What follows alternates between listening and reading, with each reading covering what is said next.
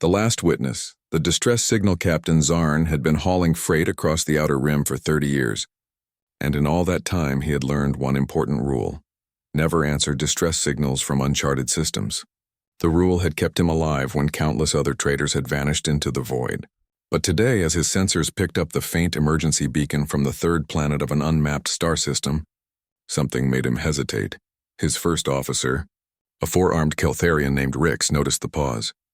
"Captain, we should maintain course. The cargo schedule is already tight." Zarn's scaled fingers drummed against his command console. His species, the Draxian, had excellent instincts for danger. Right now, those instincts were giving him conflicting messages. The signal was weak, desperate, and coming from a world that showed no signs of advanced civilization on their scans. "Run a deep scan of the system," he ordered. Rix worked the sensors, his multiple hands moving with practiced efficiency. "I'm detecting massive energy signatures in orbit around the third planet. Multiple vessels. Configuration is unknown, but the power readings are enormous." He paused, his eye stalks widening. "Captain, there's active combat occurring. The planet's surface shows widespread devastation." Zarn felt his blood run cold. He knew what this meant. The Varathian swarm had found another world.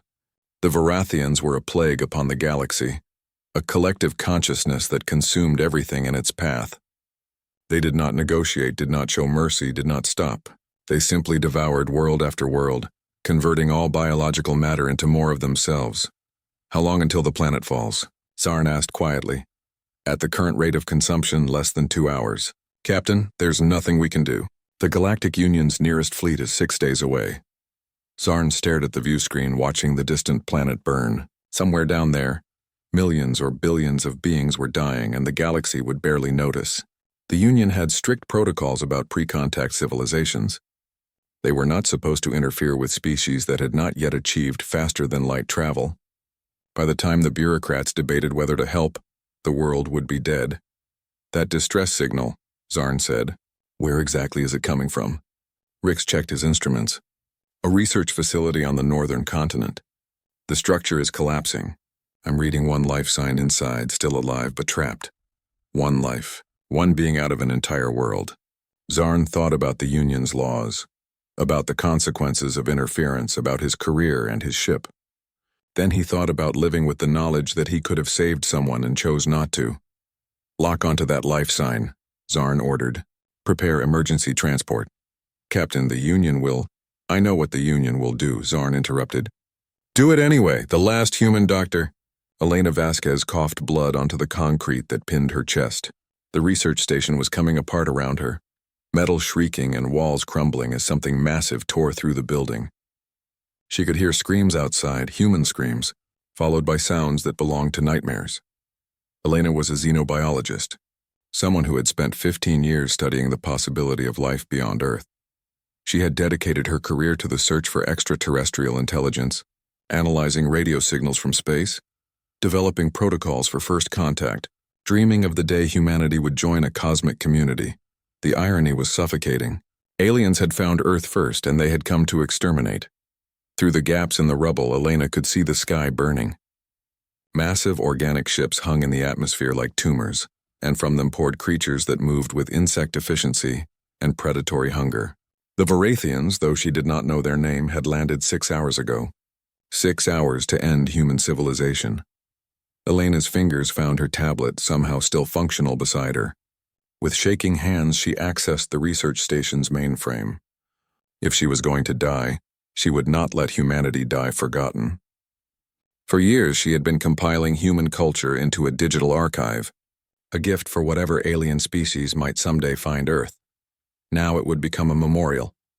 She initiated the upload sequence, sending everything into space on a powerful transmission beam. Books, music, art, scientific discoveries, languages, histories, philosophies, everything that made humanity beautiful and complex and worthy of remembering. The upload would take 20 minutes. She had maybe 10 before the creatures reached her. "Please," she whispered to the universe. "Please let someone find this. Please let them know we existed." The building shook again, closer now. Elena closed her eyes and thought of her son David, hoping he had died quickly, hoping he had not suffered. Then the world dissolved into light. Awakening to extinction, Elena gasped as consciousness returned. She was lying on a smooth metal surface under lights that were wrong, too bright, too violet. Her chest no longer hurt. She could breathe freely. But the air tasted strange, filtered and recycled. Shapes moved around her, and when Elena's eyes focused, her mind struggled to process what she saw. The creatures were not human. One had scales like a reptile but walked upright on two legs. Another possessed 4 arms and eye stalks that moved independently. A third had fur that shimmered silver under the lights. "The being is conscious," said a voice that clicked and hummed, yet somehow she understood the words. A translation device, her scientist mind noted with detachment. "Easy, Elena Vasquez of Earth," said another voice, gentler. The silver-furred creature moved into her view, its 4 black eyes showing something like compassion. "You are safe. You are aboard my ship, the merchant vessel Horizon's Edge.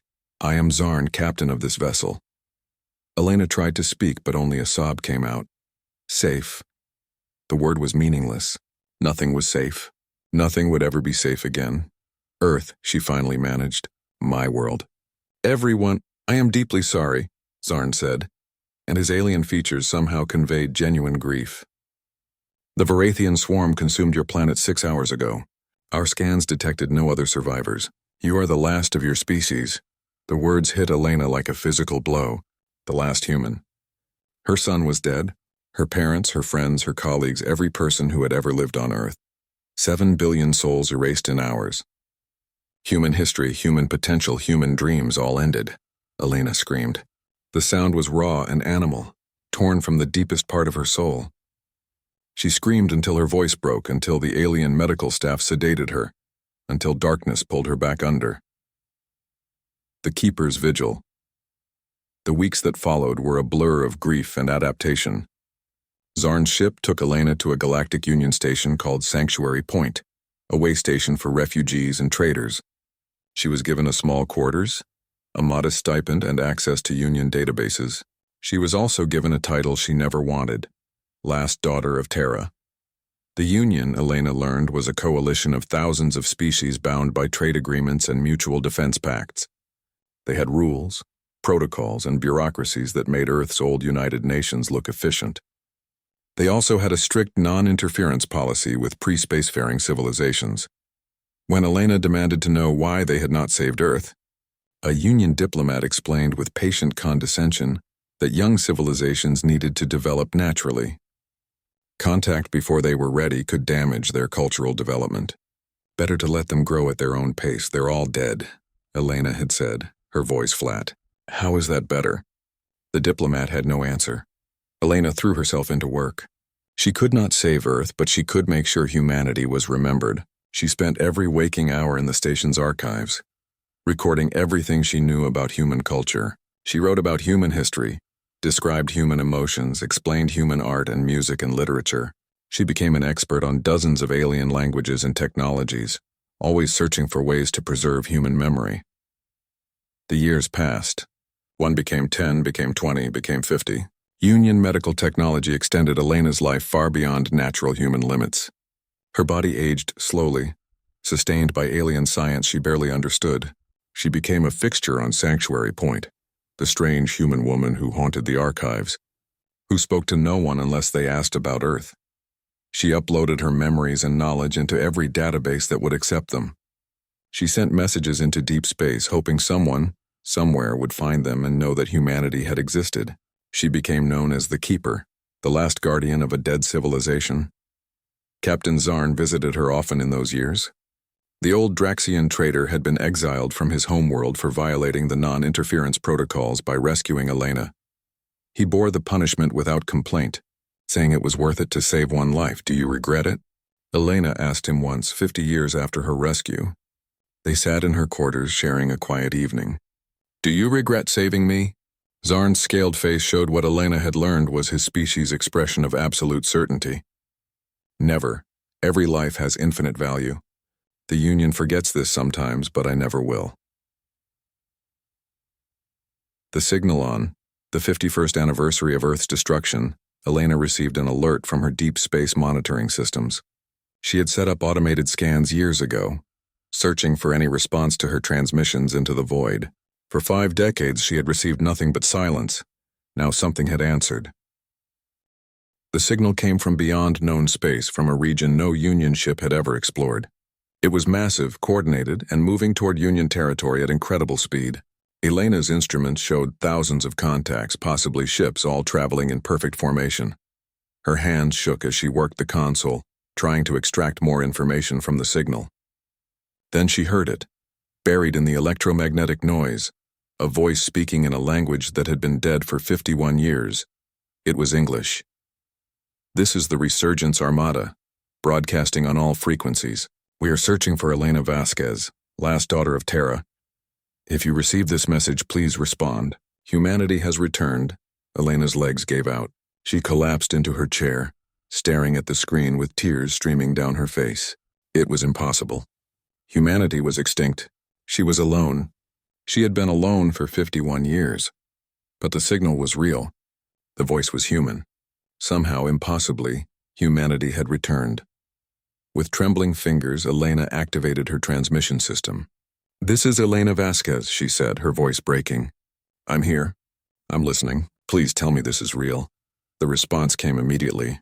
"Dr. Vasquez, this is Commander Atlas Stone of the Resurgence Armada. We have traveled a long way to find you. We are coming home, and we are bringing an army." Elena looked out her window at the stars, seeing them with new eyes. Somewhere out there, humanity was returning. She did not know how, did not know why, did not know what it meant. But after 51 years of solitude, after 5 decades of being the last human in a galaxy of aliens, Elena Vasquez was no longer alone. She activated her comm link to Captain Zarn. "Old friend, I need your ship. We're going to meet them." Zarn's voice came back immediately. "I'll prepare the horizon's edge. Where are we going?" Elena checked the coordinates one more time, hardly daring to believe what she was seeing. "We're going to the edge of Union space. We're going to witness something that should be impossible." "And what is that?" Elena smiled for the first time in 51 years. "We're going to watch humanity come back from extinction." The return of legends. The fleet at the edge of forever. The journey to the edge of Union space took Captain Zarn's ship 4 days of hard travel. Elena spent every moment monitoring the incoming transmissions, listening to voices speaking English, Spanish, Mandarin, Arabic, and dozens of other human languages she had not heard in half a century. Each word was a miracle, each transmission proof that she was not dreaming. The Galactic Union was in chaos. Their sensor networks had detected the massive fleet approaching Union territory, and panic spread through their bureaucratic corridors. Union Defense Command scrambled warships to the border, unsure whether they faced an invasion or first contact. Emergency sessions were called. Diplomats argued. Military commanders prepared for war. Elena ignored all of it. She stood on the bridge of the horizon's edge, watching the view screen as they approached the coordinates. Zarn stood beside her, his old scales showing the weathering of decades, but his eyes still sharp. "There," Rick said from the sensor station, his eye stalks focused on his instruments.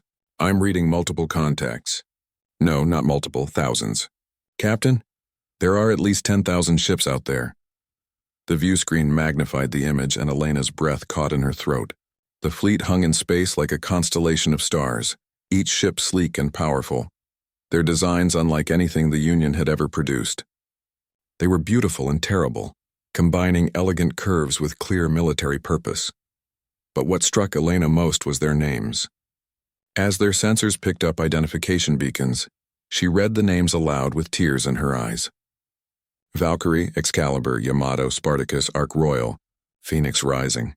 Each name was pulled from human mythology, human history, human dreams. "They're hailing us," Rix announced, audio and visual. "It's directed specifically at you, Dr. Vasquez." Elena nodded, unable to speak. The view screen shifted and a face appeared, a human face. The man was tall and broad-shouldered, with dark skin, sharp features, and eyes that seemed to look right through her. He wore a uniform that combined military precision with artistic design, decorated with symbols from a dozen Earth cultures. "Dr. Elena Vasquez," the man said, and his voice carried authority that made even Zarn stand straighter. "I am Commander Atlas Stone of the Resurgence Armada. On behalf of humanity, reborn and returned, I formally request permission to come aboard your vessel." Elena found her voice. "Permission granted. Commander, how is this possible? I watched Earth die. I've been alone for 51 years. Atlas smiled, and it was a warm expression that crinkled the corners of his eyes. You were never alone, Doctor. Your message was heard, and it changed everything. We'll explain in person. Transporting now. The bridge shimmered and 3 figures materialized in a display of technology that made Zarn's crew gasp.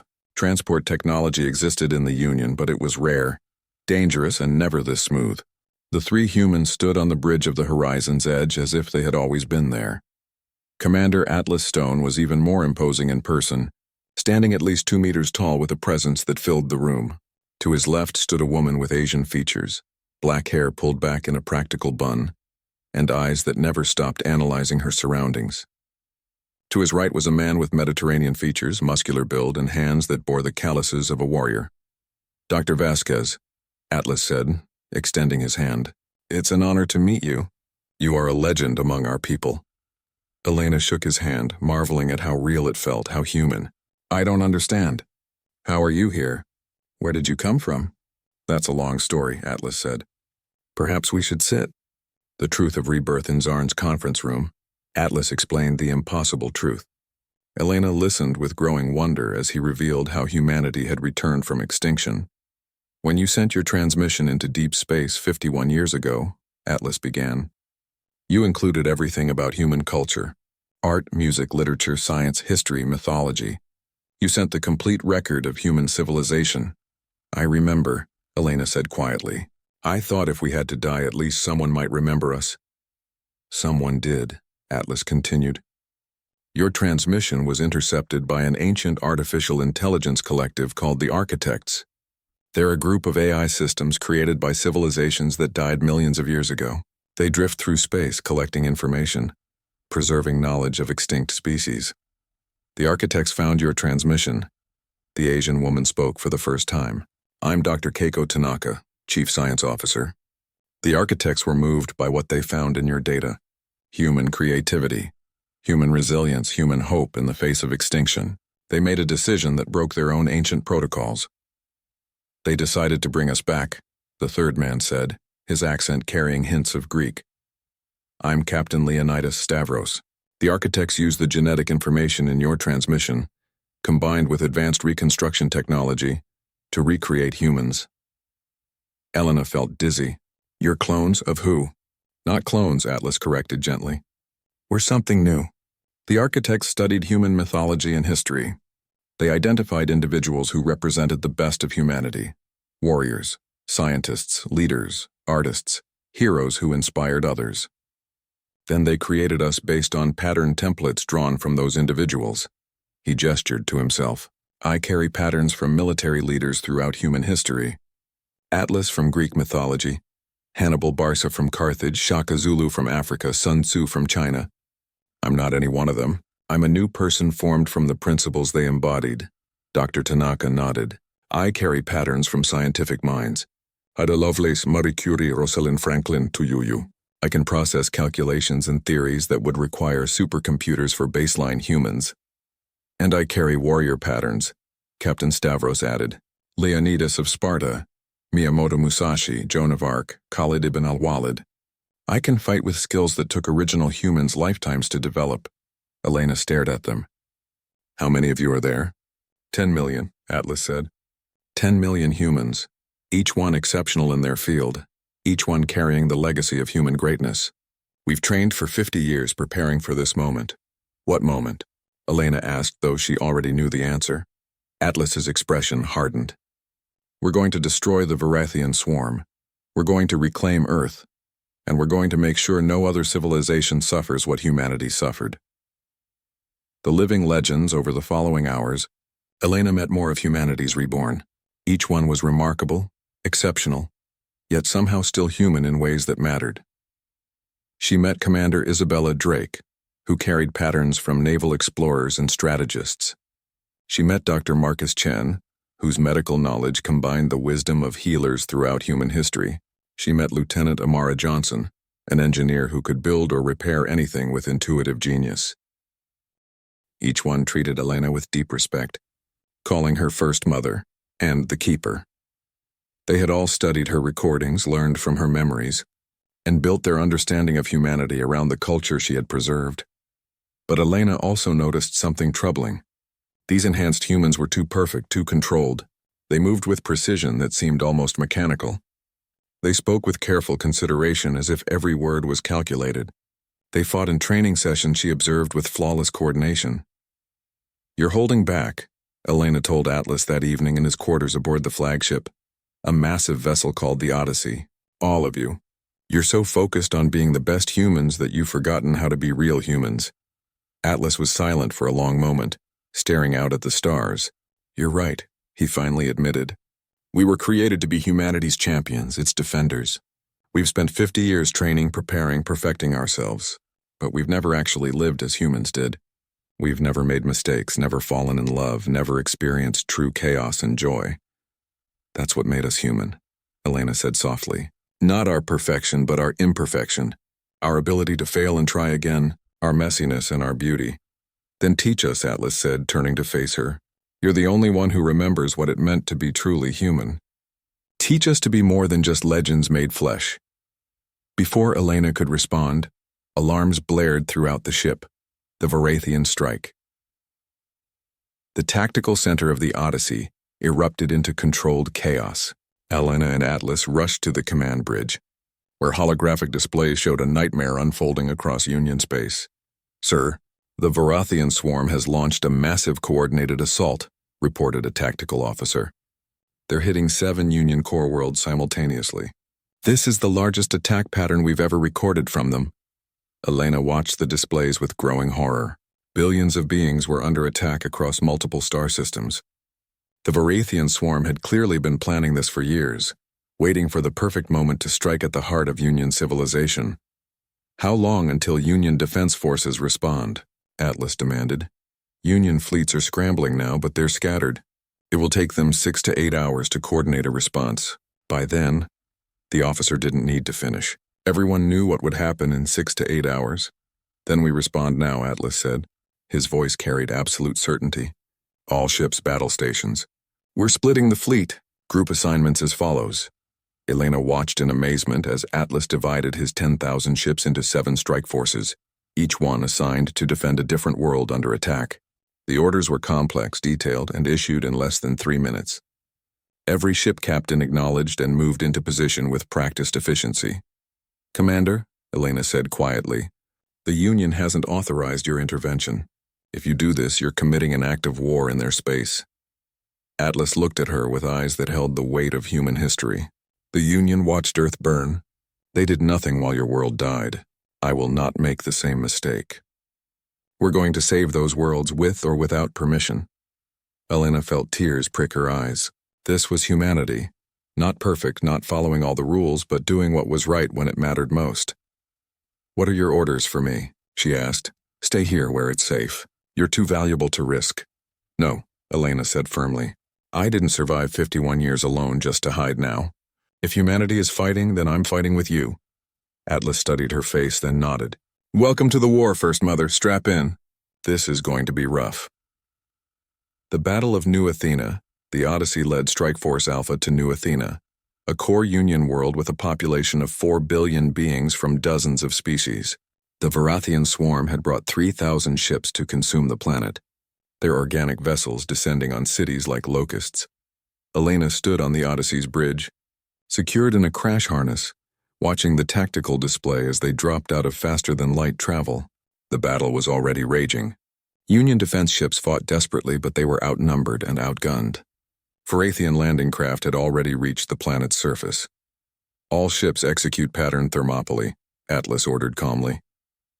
The human fleet moved as one entity. Strike Force Alpha consisted of 1,500 ships, half the number of Varathian vessels. But they attacked with strategies that made Elena's military historian mind sing with recognition. This was Thermopylae, Cannae, Agincourt, and Midway all combined into one devastating assault. Human ships used their superior speed and maneuverability to strike at the Varathian formation from multiple angles. They didn't try to match the swarm's numbers. Instead, they targeted command nodes, broke communication links, and created chaos in the hive mind's coordination. Elena watched as Captain Stavros led a squadron of fighters through impossible maneuvers, weaving between Varathian ships while targeting their biological weak points with surgical precision. She saw Dr. Tanaka's science division deploy weapons that disrupted the Varathian hive signals, causing their ships to collide with each other in confusion. But the Varathians adapted quickly. The hive mind learned from each engagement, adjusting tactics, compensating for losses. Within minutes, they began predicting human attack patterns. "They're learning too fast," the tactical officer warned. "They're starting to counter our strategies." "Then we stop using strategies," Atlas said. He activated the fleet-wide comm. "All ships, pattern chaos, captain's discretion. Show them what human improvisation looks like." The organized battle formation dissolved. Human ships broke away into independent actions, each captain fighting with their own style, their own tactics, their own creative solutions. The Varathians tried to analyze the patterns but found none. How could a hive mind predict chaos? Elena watched a destroyer called the Beowulf ram a Varathian cruiser, its captain sacrificing his ship to save a Union transport full of refugees.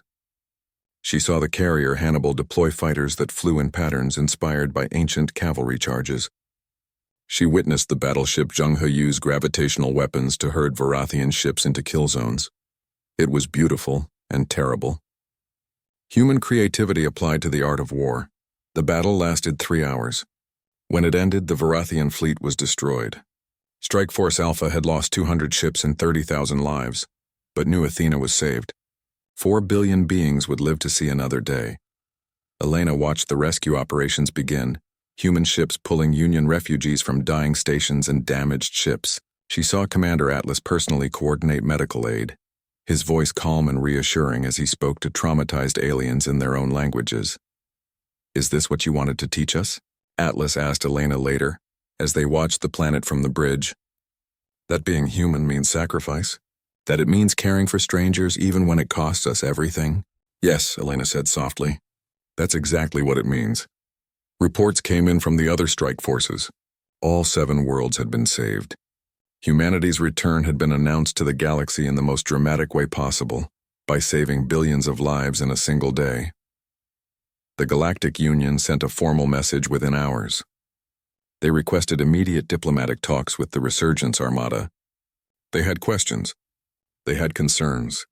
They had fears, but they could no longer ignore humanity. The price of legend 3 days after the battle, Elena stood in her quarters aboard the Odyssey, staring at a holographic display that showed Earth. The planet still orbited its sun, but it was no longer the blue and green world she remembered. The Varathians had converted it into a gray nightmare of organic structures and breeding pits. Atlas entered without knocking, his face showing the exhaustion of 3 days of non-stop diplomacy with the Union. "The Council has agreed to support our operation," he said. "We have permission to reclaim Earth." "And what do they want in return?" Elena asked. "There was always a price in politics. They want access to our technology. They want representatives embedded in our command structure. They want assurances that we won't turn against them." Atlas made a sound like a bitter laugh. "They're afraid of us. They should be afraid of the Varathians, but instead they fear the people who just saved 7 of their worlds." Elena turned from the display. "They fear what they don't understand. You're human, but you're not like the humans they could have known. You're stronger, faster, smarter. Your legends made real. That's terrifying. Are we still human?" Atlas asked quietly. "That's what I keep wondering. We have human DNA, human culture, human dreams, but we were created by machines, designed for a purpose, enhanced beyond natural limits. Where's the line between human and something else?" "Oh!" Elena walked over to him and took his hands. They were warm, calloused from training, trembling slightly with exhaustion. "You bleed," she said simply. "You grieve for the people you lost in battle. You question yourself. You care about doing what's right even when it costs you. That's human enough for me." Atlas squeezed her hands gently. "Thank you, First Mother, for everything. For keeping humanity alive when we were dead. For teaching us what we needed to learn." "When do we move on Earth?" Helena asked. 72 hours. Every ship in the Resurgence Armada is converging on the Sol system. "We're going home." He paused. "Will you address the fleet before we go? They need to hear from you. They need to understand what we're fighting for." Elena nodded. "I'll speak." 2 days later, Elena stood on the bridge of the Odyssey as it led 10,000 human ships toward Earth. She activated the fleet-wide broadcast, and her face appeared on every screen in every ship. 10 million humans looked at her, the last person who remembered what Earth truly was. "My name is Elena Vasquez," she began, her voice steady. 51 years ago, I watched our world die. I watched 7 billion people consumed by an enemy we never knew existed.